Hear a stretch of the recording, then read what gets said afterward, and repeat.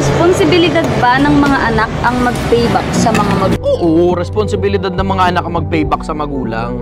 Pero hindi naman ang binabayaran mo pera eh. Wala nga eksaktong halaga yun eh.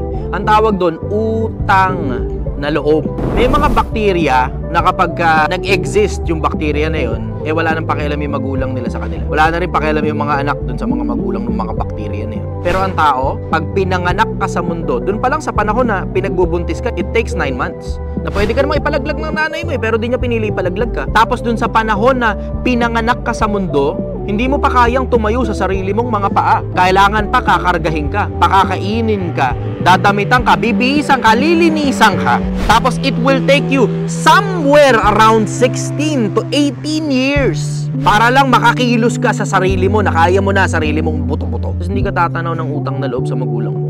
Ina. Yun lang pinanganak ka sa mundo, enough na para tanawin mong utang na loob sa magulang mo eh.